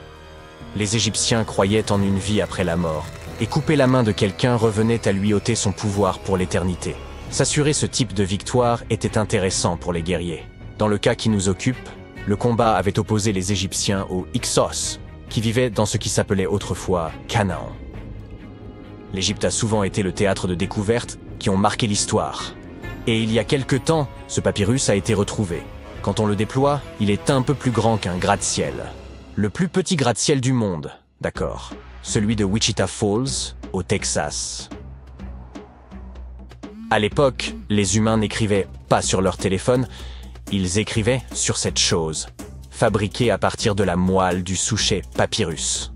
Il y a environ 2000 ans, les anciens Égyptiens ont composé quelque chose qui ressemble à un livre. Ils y ont décrit la plupart de leurs traditions funéraires et leur vision de l'au-delà. Ce manuscrit est considéré comme l'un des textes les plus importants de l'Égypte ancienne et il est encore vendu en librairie à ce jour. Il a été exhumé d'une chambre située juste au sud de la pyramide de Djeser, à Saqqara. Eh oui, Djeser est la pyramide la plus ancienne d'Égypte. Ce ne sont pas celles de Gizeh, comme le pensent la plupart des gens. Récemment, le site de Saqqara a été pris d'assaut par des archéologues super enthousiastes qui ont trouvé l'une des plus anciennes momies intactes d'Égypte. Ils pensent que cette momie bien conservée est la dépouille d'un homme fortuné. Elle a été découverte dans un puits profond, recouverte de plusieurs couches de feuilles d'or. De nombreux symboles montrent qu'il s'agissait d'un homme important et riche, comme le bandeau qu'il porte sur la tête, le bracelet sur sa poitrine et le fait qu'il ait été embaumé avec une tunique, ce qui était réservé à la fine fleur de l'Égypte. Mais le plus cool dans cette découverte, c'est que le lieu de repos était toujours scellé au mortier, soit dans l'état dans lequel les Égyptiens l'avaient laissé il y a 4300 ans. Cela peut paraître étrange, mais en 2008, des archéologues ont découvert une pyramide manquante. Elle a disparu parce qu'elle s'est tout simplement détériorée en l'espace de 4000 ans. Aujourd'hui, on ne voit plus que sa base. C'était un site très important dans l'Antiquité. On dit qu'autour de la pyramide, les anciens organisaient une cérémonie très particulière, au cours de laquelle les grands prêtres portaient les restes momifiés de taureaux sacrés. Voici un fait amusant. Les anciens Égyptiens croyaient que les taureaux étaient des incarnations terrestres de la divinité de la ville de Memphis et qu'ils étaient liés au rite de fertilité. Mais il ne s'agissait pas de n'importe quel taureau. Ils devaient être entièrement noirs, avec une seule marque blanche entre les cornes et tout un tas de caractéristiques très spécifiques. Ils étaient sélectionnés par les prêtres locaux et honorés jusqu'à leur mort. Ensuite, ils étaient momifiés et enterrés dans des galeries souterraines. Cette pyramide manquante a disparu vers le XVIIIe siècle. C'est un archéologue allemand qui l'a découverte pour la première fois dans le village de Saqqara. Il l'a nommée la pyramide décapitée lorsqu'il l'a vue pour la première fois. Mais des années après sa découverte officielle, le sable du désert est venu la recouvrir. On a procédé à quelques fouilles, entre le 19e et le 20e siècle, mais pas de manière systématique. C'est pourquoi les scientifiques ont été très contents le jour où ils ont déterré la base entière de la pyramide après avoir retiré le monticule de sable de 8 mètres qui la recouvrait. Et saviez-vous que des archéologues américains fouillaient un cimetière égyptien qui pourrait contenir plus d'1 million de corps momifiés? Jusqu'à présent, les archéologues ont déterré environ 1700 momies. L'une des principales différences avec les autres momies égyptiennes classiques est que ces personnes n'étaient ni des rois ni des pharaons. C'étaient des gens du peuple ayant vraisemblablement vécu il y a 1500 ans, lorsque l'Égypte était contrôlée par les empires romains et byzantins. Le nom du cimetière est intéressant, la voie du buffle d'eau, au cas où vous voudriez y jeter un coup d'œil lors de votre prochain voyage. Outre les taureaux et les buffles, les Égyptiens de l'Antiquité aimaient aussi les babouins. Y a-t-il une logique dans tout ça? Au début du XXe siècle, des archéologues ont découvert un site rempli de babouins momifiés dans un endroit appelé la vallée des singes. Un animal n'aurait pas été momifié s'il n'était pas considéré comme important. Certains animaux étaient plus importants que d'autres, car ils étaient liés à des divinités spécifiques. Les chacals étaient liés à Anubis, l'ancien dieu de l'au-delà. Quant aux chats, ils étaient assimilés à la divinité féminine Bastet. Les babouins étaient très importants, car on pensait qu'ils étaient liés à Thoth, la divinité de la sagesse, et conseiller de Ra, l'une des divinités suprêmes de l'Égypte. Les archéologues ont découvert que ces babouins n'étaient pas très heureux. Ils pensent qu'on les gardait à l'intérieur, et qu'ils furent privés de la lumière du soleil pendant la majeure partie de leur vie. Ils souffraient d'une grave carence en vitamine D et étaient mal nourris. Peut-être que Thoth s'est mis en colère contre les gardiens de ses babouins? Simple supposition. Les archéologues ne s'ennuient jamais en Égypte. Ils ont également trouvé des momies humaines avec des langues en or. Les Égyptiens étaient très attachés à la vie après la mort, et ils pensaient qu'avoir une langue en or pouvait aider une personne à parler une fois passée de l'autre côté. Un peu difficile sans doute, mais pourquoi pas. Certaines de ces momies furent placées dans des cercueils en bois avec des objets tels que des colliers, des poteries, des objets en or en forme de fleurs de lotus et de scarabées, et des iPhones. Je plaisante. Un nouveau temple a également été exhumé récemment en Égypte. Les scientifiques pensent qu'il était consacré à Zeus Cassios. Cette divinité serait un croisement entre Zeus, la toute-puissante divinité grecque, et le mont El-Kas. En fouillant la péninsule du Sinaï, en Égypte, les archéologues sont tombés sur 2 colonnes de granit rose qui sortaient du sol. Et bingo! Ils pensent que ces colonnes représentaient la porte d'entrée du temple et qu'elles se sont effondrées lors d'un tremblement de terre il y a de nombreuses années. Et puisqu'on parle de divinités, certaines sont moins sérieuses que d'autres. Récemment, des scientifiques ont déterré un anneau d'or dans une ville située au sud du Caire. Non, Frodon, il n'est pas magique.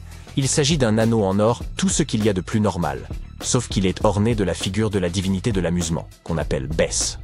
Cette divinité est souvent décrite dans les textes sacrés comme un joyeux nain joufflu.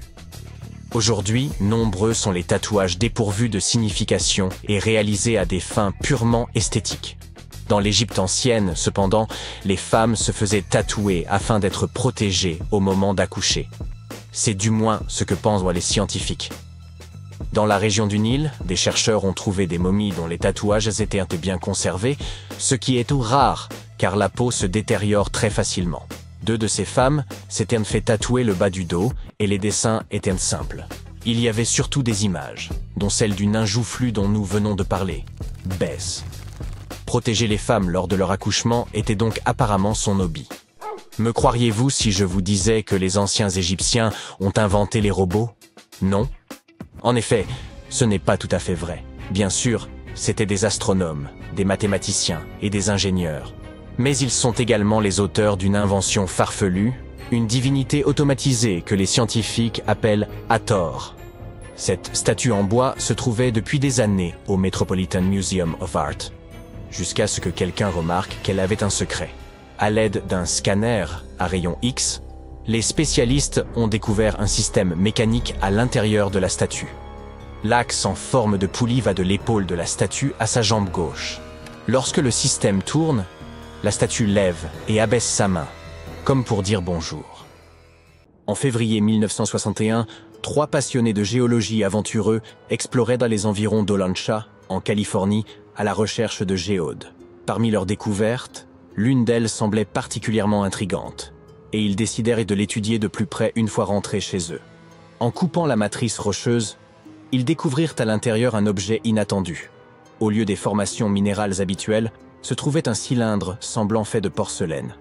Ce cylindre abritait une structure métallique en son centre, entourée d'une gaine hexagonale composée de cuivre et d'une substance inconnue. Les découvreurs espéraient avoir mis la main sur une technologie ancienne, peut-être vieille de 500 000 ans. Ils pensaient que ce pourrait être la preuve de l'existence d'une civilisation avancée disparue, comme l'Atlantide, ou même de voyages temporels. Peut-être quelqu'un venu du futur avait-il accidentellement laissé cet objet derrière lui, ou peut-être des extraterrestres intelligents l'avaient-ils apporté lors de leur visite sur Terre. Si l'une de ces hypothèses s'avérait juste, cela signifierait une réécriture complète de l'histoire humaine telle que nous la connaissons. Mais tout le monde ne partageait pas cet enthousiasme. Les gens en quête de vérité et les cercles d'archéologie alternative se seront penchés sur le mystère de l'artefact de Khozo jusqu'à la fin des années 90, élaborant diverses théories et engageant de nombreux débats. Finalement, un groupe de sceptiques effectua des radiographies et prit des photos de l'objet qu'ils présentèrent à des collectionneurs de bougies d'allumage. Ils identifièrent l'artefact comme étant effectivement une bougie d'allumage, aux composants métalliques corrodés, datant des années 1920 et non une technologie ancienne. Près de 20 ans plus tard, l'un des découvreurs accepta de faire examiner l'objet à l'université de Washington. Les chercheurs établirent officiellement qu'il s'agissait d'une bougie d'allumage champion des années 1920. De plus, la matrice rocheuse contenant l'artefact n'était pas une géode, mais une concrétion, une formation naturelle pouvant se constituer en quelques décennies, mais certainement pas sur des millénaires. L'artefact de Kozo est un exemple typique d'objet manufacturé incongru, un concept existant en pseudo-archéologie. Il s'agit d'artefacts rattachés à des endroits ou des époques où ils ne devraient, logiquement, pas se trouver. Ceux-ci semblent trop avancés pour la période où ils sont découverts, suggérant parfois une présence humaine là où elle n'était pas censée exister. La pile électrique de Bagdad constitue un autre exemple frappant de ce type d'artefact. Découverte dans les années 30 par un archéologue allemand, elle se compose d'un pot en argile, d'un cylindre en cuivre et d'une tige de fer traversant le couvercle du pot. Le sommet, bien qu'endommagé, avait probablement été scellé avec de l'asphalte. Son découvreur remarqua qu'elle contenait deux métaux différents et potentiellement un électrolyte, les éléments clés d'une batterie. Bien qu'aucun texte ancien ne corrobore cette hypothèse, les tests scientifiques effectués en la remplissant d'une solution ionique, comme du vinaigre ou du vin, démontrèrent qu'elle pouvait effectivement conduire de l'électricité. Si cette batterie datait réellement de 2000 ans, elle aurait pu être utilisée dans des pratiques médicales anciennes ou même intégrée dans des statues pour créer l'impression d'une vibration destinée à impressionner les visiteurs. Wilhelm König, son découvreur, pensait qu'elle servait à la galvanoplastie, un procédé de revêtement des métaux. Même si elle fonctionnait comme une batterie, la pile de Bagdad ne pouvait produire qu'une infime quantité d'énergie, soit environ 1 volt. Certains pensent donc qu'elle servait plutôt de conteneur pour des rouleaux sacrés. Dans les années 30, un couple fit une découverte étrange lors d'une promenade le long de Red Creek à London, au Texas. Il s'agissait d'un morceau de bois dépassant d'une formation rocheuse apparemment ancienne. Une décennie plus tard, leur fils, intrigué par ce mystère, décida de briser la roche et découvrit à l'intérieur un marteau à l'aspect étonnamment moderne. Cette découverte retint l'attention de Carl Baugh, un créationniste jeune terre, qui prétendait que la roche entourant le marteau datait de la période du Crétacé. Il y voyait une preuve contredisant la théorie de l'évolution. Toutefois, des investigations scientifiques démontrèrent que la roche n'était pas aussi ancienne qu'il n'y paraissait.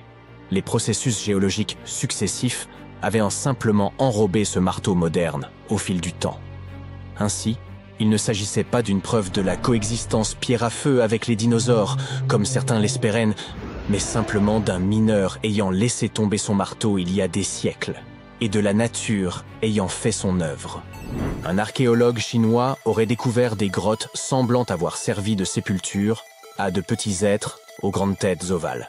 À côté de leurs dépouilles, des peintures rupestres représentaient des figures portant des casques ronds, ainsi que le soleil, la lune, la terre et les étoiles, connectés par des groupes de petits points. On découvrit également plus de 700 disques de pierre mystérieux gravés de sillons en spirale.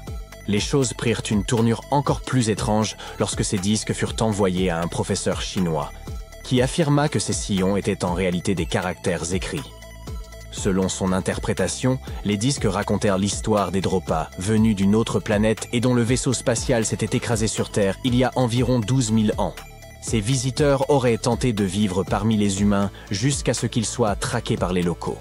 Cependant, aucune preuve concrète ne corrobore cette histoire. Elle fut publiée pour la première fois dans les années 60 à travers quelques articles, mais elle semblait douteuse. Aucune des personnes impliquées, l'archéologue, le professeur, ou même l'université pour laquelle ils étaient censés travailler, ne semblait avoir laissé de traces dans les archives. Et bien qu'il existe un peuple au Tibet portant le nom de Dropka, ils sont entièrement humains, et non des visiteurs extraterrestres. De plus, il n'y a aucune preuve tangible de l'existence des pierres de Dropa. Dans une région reculée de Chine, se trouvent des formations étranges en forme de tube, connues sous le nom de tuyaux de Begong. Un explorateur local les découvrit en 1996, émergeant du mont Begong et le long des rives du lac Tozon-U, à proximité. Certains pensaient qu'ils étaient l'œuvre d'anciens visiteurs extraterrestres. Lorsque des échantillons des tuyaux furent analysés, ils contenaient principalement des minéraux courants, mais un mystérieux 8% de matière inconnue. Des tests révélèrent que ces tuyaux existaient avant l'apparition de l'homme. Des géologues chinois visitèrent le site et suggérèrent que ces tuyaux s'étaient formés naturellement au fil du temps. Il pourrait s'agir de sédiments s'accumulant dans les fissures de la terre ou même des racines d'arbres fossilisés, témoignant du passé luxuriant de la région. Mais tout cela reste incertain.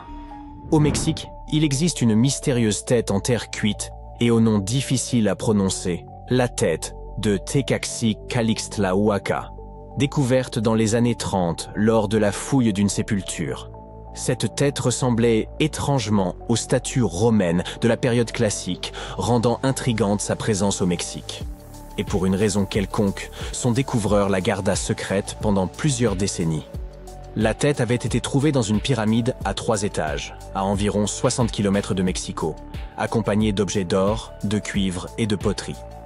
Certains avancent que si cette tête est réellement vieille de plusieurs siècles, cela pourrait indiquer que les Romains ou une autre civilisation auraient atteint la Mésoamérique bien avant Christophe Colomb. Il existe également des théories suggérant un naufrage après lequel quelques artefacts et survivants auraient atteint la côte. Certaines hypothèses avancent que la tête de cette figurine aurait été un petit souvenir rapporté par les Vikings. Cependant, il n'existe aucune preuve archéologique d'une rencontre entre les Vikings et les peuples mésoaméricains. Bien que quelques artefacts circulent, aucun n'a été identifié comme une preuve indéniable de contact précolombien. Ainsi, le mystère de l'origine de cette tête demeure irrésolu. En creusant une tranchée le long d'une rivière en Roumanie, des ouvriers découvrirent un objet en forme de cale, désormais célèbre sous le nom de cale en aluminium d'Ayoud ou coin d'Ayoud. À côté, se trouvaient des os de mastodontes, ces ancêtres des éléphants qui vivaient il y a 11 000 ans, suggérant que la cale pourrait être du même âge. Ce qui est intéressant, c'est que ce coin est fait d'aluminium, un métal qui n'a été découvert qu'au XIXe siècle. La production d'aluminium nécessite une chaleur intense. De plus, la cale est recouverte d'une épaisse couche d'oxyde, indiquant qu'elle est restée là depuis des centaines d'années. Certains pensent qu'elle aurait pu tomber d'un vaisseau spatial venu d'une autre planète. Certains scientifiques pensent qu'il s'agit d'une supercherie, tandis que d'autres supposent qu'il pourrait s'agir d'un objet fabriqué par l'homme pour un usage inconnu.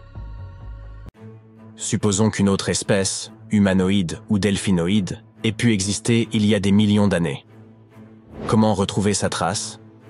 Dans un épisode de Doctor Who, il était question d'une civilisation industrielle non humaine ayant existé sur Terre bien avant nous.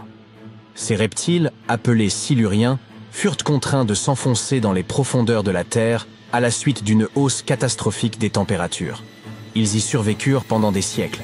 C'est ce qui a incité les scientifiques à créer l'hypothèse silurienne. S'il existait une civilisation avancée avant la nôtre, nous devrions en trouver les traces quelque part. Eh bien, essayons. Le climatologue Gavin Schmidt et l'astrophysicien Adam Frank ont décidé de se pencher sur la question. Toute civilisation technologiquement avancée est avide d'énergie.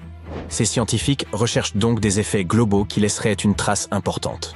Par exemple, des indices de processus industriels à grande échelle, comme les usines et les fabriques, et leurs résidus. Vient ensuite la question de la durée de vie de ces civilisations. Si elles ont existé sur une longue période, nous devrions rechercher des signes durables, tels que des résidus de combustion de matières fossiles, des extinctions massives, des substances chimiques synthétiques non présentes dans la nature et même des traces de fission nucléaire. En fait, nous devrions rechercher toutes les choses que l'homme laisse aujourd'hui derrière lui comme preuve de ses activités. Malheureusement, ces preuves ne sont pas si faciles à trouver. Imaginons un scénario inquiétant. L'humanité disparaît soudainement. Même si nous avons l'impression que nous avons apporté beaucoup de changements à notre planète, une civilisation future, dans des millions d'années, aurait du mal à trouver des vestiges de notre existence. Pourquoi? Notre planète existe depuis 4 ou 5 milliards d'années. La vie complexe sur Terre existe depuis plus de 400 millions d'années. En comparaison, notre période industrielle n'a duré qu'environ 300 ans et nous n'avons toujours pas laissé de traces significatives. Nos archives sur l'histoire de la Terre sont pleines de lacunes, surtout si l'on remonte très loin en arrière. Le registre des fossiles ne contient que quelques éléments. Il est très sélectif et incomplet. En moyenne, un fossile apparaît tous les 10 000 ans, et les empreintes de dinosaures sont encore plus rares. Les montagnes s'élèvent, les océans changent, et la tectonique des plaques peut facilement effacer les traces de civilisations entières. Après quelques millions d'années, il y a de fortes chances que tout signe physique d'une civilisation ait disparu. Pour trouver au moins quelque chose, nous devons rechercher des éléments tels que des configurations sédimentaires anormales ou des taux isotopiques inhabituels.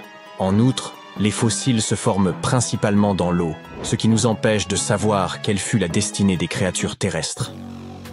Ainsi, même s'il existait il y a des millions d'années une société technologiquement avancée, et même si elle était beaucoup plus avancée que la nôtre, nous aurions beaucoup de mal à trouver des indices de son activité. Frank et Schmitt tentent de comprendre comment nous pourrions espérer en repérer les traces. La découverte de véritables villes serait la preuve ultime de l'existence d'une civilisation de type silurien sur Terre. Mais Adam Frank n'est pas très optimiste. Même aujourd'hui, nos villes représentent moins de 3% de la surface du globe. Il est donc facile de passer à côté des ruines d'anciennes cités. La survie d'une ville sur des dizaines de millions d'années dépend du niveau d'affaissement de la terre qui l'entoure. Elle peut soit se retrouver enfermée dans la roche, soit se voir érodée par la pluie et le vent.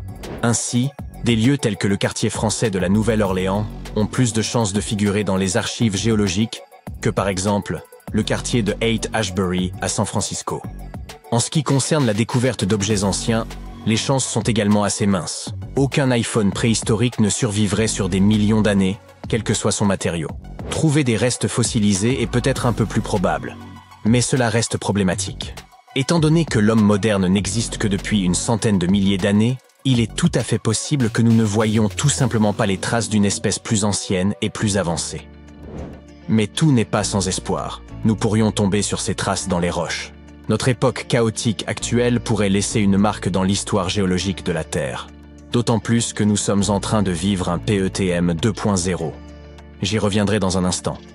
Les chercheurs s'efforcent donc d'étudier les changements dans le cycle du carbone. Depuis le XVIIIe siècle, l'activité humaine génère une grande quantité de carbone fossile. Il en résulte une marque particulière dans le rapport isotopique du carbone, une sorte de signature qui montre la différence entre le carbone présent dans les êtres vivants, tels que les coquillages, et le carbone présent dans les roches volcaniques sans vie.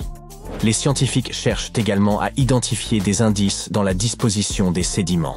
La présence de grands deltas côtiers peut signifier que des rivières artificielles furent autrefois creusées par les habitants d'une civilisation hypothétique.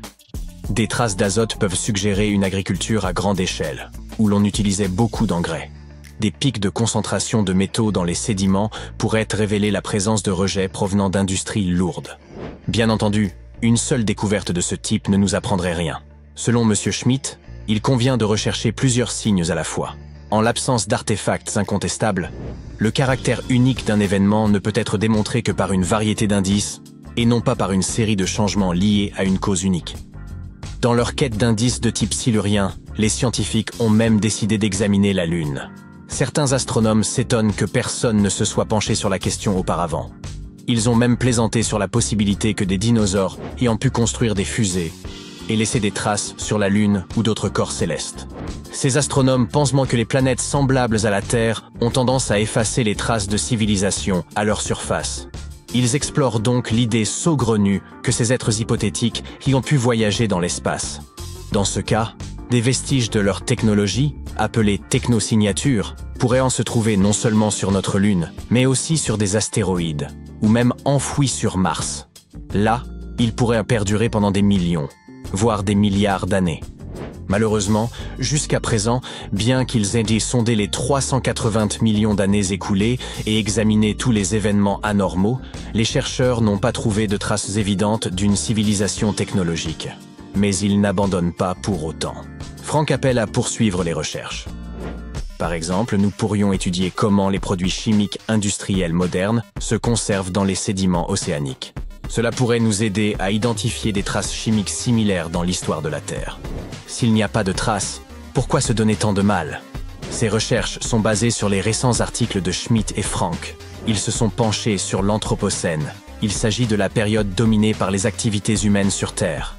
Elle est remplie de ce que l'on appelle des hyperthermies. Il s'agit d'événements préhistoriques au cours desquels les températures sur Terre ont fortement augmenté sur une période relativement courte. Des sortes de vagues de chaleur extrêmes du passé. Le maximum thermique du passage Paléocène-Éocène, ou PETM, en est un bon exemple. Ce phénomène, qui s'est produit il y a environ 55 millions d'années, s'est traduit par une hausse rapide des températures mondiales. En l'espace de 200 000 ans, la température moyenne sur Terre est passée d'environ -12,8 à -10 degrés Celsius. Nous étudions ces hyperthermies pour comprendre comment elles se sont produites, qu'elles soient dues à des causes naturelles ou à des activités humaines. Et elles sont donc à l'origine des recherches de Frank et Schmidt. Pour les étudier, les scientifiques ont commencé à examiner les signaux chimiques et leurs différentes traces présentes dans les roches. Ce faisant, Schmidt et Frank ont découvert d'étranges parallèles entre tous les problèmes climatiques actuels et les périodes passées de changements rapides de température. Il existe une grande similitude entre le PETM et d'autres événements hyperthermiques. Tous ces travaux ne visent donc pas seulement à résoudre un mystère historique. Comprendre notre impact sur l'environnement peut nous aider à trouver de meilleurs moyens de vivre en harmonie avec la planète et d'éviter de disparaître en tant qu'espèce. Notre Voie lactée regorge de planètes qui pourraient être propices à la vie, mais nous ne savons pas s'il existe d'autres civilisations. La Terre est le seul endroit que nous connaissons où vivent des êtres vivants. Il y a environ 200 ans, on se demandait s'il n'y avait pas une civilisation sur Mars. À l'époque, c'était une vraie question. Mais une fois que nos sondes spatiales nous ont envoyé des photos, nous avons constaté qu'il n'y avait aucune preuve de l'existence d'une civilisation extraterrestre, et nous sommes un peu passés à autre chose. Aujourd'hui, cette question n'est même plus considérée comme un sujet scientifique sérieux. Elle est même un peu ridicule. Mais personne n'a encore fixé de limite claire à ce qui aurait pu se produire sur notre propre planète il y a très longtemps.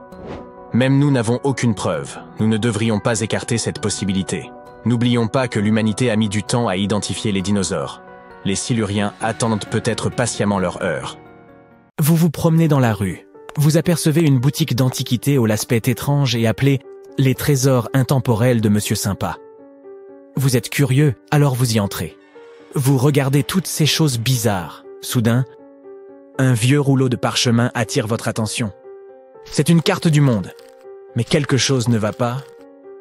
Au lieu de montrer les pays tels que vous les connaissez, elle indique l'emplacement de civilisations mythiques perdues et de leur monde. Monsieur Sympa, le propriétaire de la boutique, arrive à vos côtés après avoir réalisé votre trouble.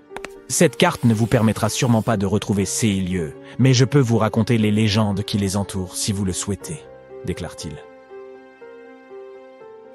Permettez-moi de commencer par l'Atlantide.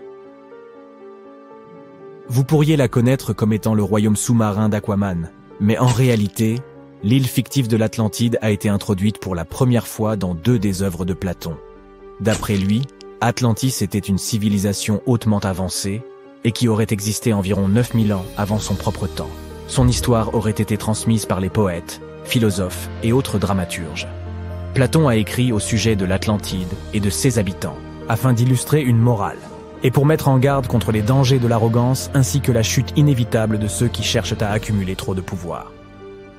Dans ces dialogues, Platon décrivait l'Atlantide comme un grand et puissant empire, craint et respecté dans toutes les parties du monde.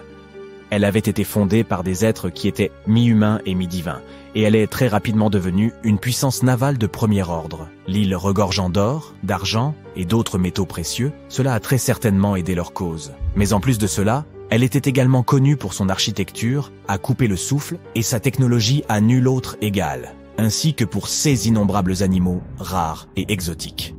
Les Atlantes étaient fiers de leurs prodigieux accomplissements et de la perfection atteinte par leur civilisation. Mais cet excès d'orgueil allait causer leur perte. Ils se pensaient tellement supérieurs qu'ils auraient pu prendre le contrôle de n'importe quelle nation. Cela les a amenés à conduire une série d'invasions. Ils ont ainsi conquis de nombreuses terres de la Méditerranée. Mais lorsque le moment est venu d'entrer dans Athènes, les Athéniens les ont repoussés avec une force extraordinaire, de sorte que les Atlantes ont finalement été défaits. Platon affirmait que les dieux se sont alors mis en colère contre les Atlantes en raison de leur méchanceté, de leur cupidité et de leur manque de morale, si bien qu'elles les ont punis en déclenchant des tremblements de terre qui ont fait sombrer l'Atlantide sous les flots. Bien que les premières traces écrites de l'Atlantide soient les œuvres de Platon, certaines personnes croient toujours que son histoire est basée sur des faits concrets et ont essayé d'identifier l'île de l'Atlantide sur la base de pays réels. Certains ont suggéré qu'elle aurait pu être située en Méditerranée, près des côtes espagnoles ou italiennes. D'autres encore pensaient qu'elle aurait pu se trouver dans les Caraïbes, au large de l'Amérique centrale ou de l'Amérique du Sud. Mais il n'existait aucune preuve tangible permettant d'étayer ces affirmations. Une théorie en particulier a semblé plus plausible que toutes les autres. Située dans la mer Égée, l'île de Santorini était le foyer d'une culture minoenne très avancée. Cependant, en raison d'une énorme éruption volcanique. Cette société avait été détruite il y a environ 3600 ans, provoquant la disparition soudaine de la civilisation minoenne. Ce similitude entre les Atlantes fictifs et les Minoens historiques ont fait de Santorin la parfaite candidate pour toutes ces spéculations. Pourtant, quelques incohérences majeures persistaient, comme le fait que le moment où Platon replace la destruction de l'Atlantide ne coïncide pas du tout avec celui de l'éruption de Santorin. Ainsi, l'Atlantide continue de n'être considérée comme rien de plus qu'une légende populaire dans le monde scientifique. Progressons maintenant sur la carte en direction du Septentrion, poursuit Monsieur Sympa. Selon la mythologie celtique bretonne, il existait autrefois une ville magnifique appelée Oise, également connue sous le nom de Caerhys, et qui surplombait la fameuse baie de Douarnenez en Bretagne. Elle aurait été la cité la plus prospère de tout l'Atlantique. Elle était surtout célèbre pour ses jardins somptueux et ses majestueux édifices. Et tous ses sujets y vivaient heureux et jouissaient du plus grand confort. Dahut, qui était la fille du roi Gradelon dans les légendes et la littérature bretonne, nourrissait un amour profond pour l'océan. Elle avait supplié son père de construire une ville au bord de la mer, et c'est ainsi que la ville d'Ys avait été fondée. Elle était bien loin de se douter qu'elle se rendrait responsable de la destruction du cadeau tant chéri que lui avait fait son père. Car voyez-vous, comme la ville était entourée par les flots, il fallait bien qu'elle soit protégée par une digue, flanquée de nombreuses écluses, et ses portes ne pouvaient être ouvertes qu'à marée basse. Et le seul à posséder les clés de ces portes n'était autre que le roi lui-même. Un jour, un beau chevalier vêtu de rouge parvint à la ville, mais ne put en franchir les portes. La princesse Dahut était tant éprise de lui qu'elle voulut le laisser entrer. Elle n'ignorait pas que son père était le gardien de l'unique clé de la ville. Alors elle se faufila dans sa chambre pour la lui dérober. Puis elle la confia à son beau chevalier, afin qu'il puisse pénétrer dans la cité et que tous deux puissent enfin naître ensemble. Cependant, le chevalier rouge s'avéra être le diable en personne, et il laissa intentionnellement la porte ouverte face à la mer déchaînée. Les vagues eurent tôt fait d'engloutir tout Caerhys. Le roi Gradlon parvint à s'échapper sur son cheval magique, mais pas sa fille. Elle fut transformée en une sirène maléfique, condamnée à attirer les marins vers leur perte. Aujourd'hui, si vous vous rendez à Quimper, en Bretagne, vous pouvez y trouver la statue du roi Gradlon chevauchant son destrier. Bien que la ville d'Ys ne soit qu'une légende, certains habitants de la côte bretonne racontent que les jours où les eaux sont calmes, vous pouvez encore entendre le carillon des cloches de la ville profondément sous la mer, si vous tendez l'oreille. Monsieur Sympa pointe ensuite l'océan Indien sur la carte et dit « Maintenant, avez-vous déjà entendu parler du continent perdu de Lémurie ?» Au milieu du 19e siècle, quelques savants ont suggéré qu'il existait autrefois un continent dans l'océan Indien, quelque part près du sud de l'actuel Sri Lanka. Le premier à populariser cette théorie aura été l'avocat britannique et zoologiste Philip Lutley Sclater. Dans son article « Les mammifères de Madagascar », il a prétendu avoir retrouvé des fossiles de lémurs en Inde plutôt qu'en Afrique. Cependant, cette découverte était proprement bouleversante pour lui, eu égard au fait que la terre d'origine des lémurs, Madagascar, se trouvait beaucoup plus proche de l'Afrique. Il a donc avancé que tout cela n'était possible que si un continent plus grand avait un jour connecté les deux. Il a suggéré que ce continent avait dû finalement sombrer au fond de l'océan. Il l'a ensuite baptisé la Lémurie, et ainsi est née cette théorie. Les chercheurs qui ont succédé à Sclater ont poussé sa théorie un peu plus loin, en avançant que la Lémurie aurait aussi été le foyer d'une race éteinte d'humains, appelés les Lémuriens, lesquels avaient 4 bras et d'énormes corps, et étaient également les ancêtres des humains modernes, ainsi que des petits lémurs contemporains. Bien entendu, au fur et à mesure que de nouvelles découvertes scientifiques ont été faites sur la tectonique des plaques, l'évolution des espèces et l'étude de l'ADN, les théories concernant le continent fictif de Lémurie ont été réfutées. La dernière terre de légende sur notre carte est Agartha, annonce Monsieur Sympa. Prenant ses racines dans le mysticisme oriental, une légende raconte qu'il existerait un royaume répondant au nom d'Agartha et qui se trouverait profondément enfoui sous la surface de la Terre. C'est là que les 4 coins du monde seraient reliés par des chemins et des tunnels. On murmure qu'il existerait une entrée secrète vers Agartha, cachée dans le désert de Gobi, et qu'elle aurait été construite par les Agarthiens eux-mêmes en utilisant une technologie si avancée qu'elle ne pourrait pas être détectée par nous autres, les gens de la surface. Selon certaines croyances, Agartha existerait pour contrebalancer l'énergie du monde du dessus. Alors que nous vivons dans un état de précipitation et d'émotions exacerbées, ce monde sous nos pieds en serait l'exact opposé. D'aucuns affirment même que ceux qui ont échappé à la destruction de l'Atlantide se seraient réfugiés ici pour continuer leur vie au cœur de la Terre. Et pourtant, d'autres pensent qu'il s'agirait en réalité d'une contrée grouillante de toutes sortes de monstres. Mais il n'y a pas lieu d'avoir peur, puisque la science moderne a prouvé que le noyau terrestre était tout sauf creux, mais plutôt une boule de fer solide surchauffée. Vous pouvez donc d'ores et déjà annuler vos projets de voyage vers le centre de la Terre. Merci, Monsieur Sympa.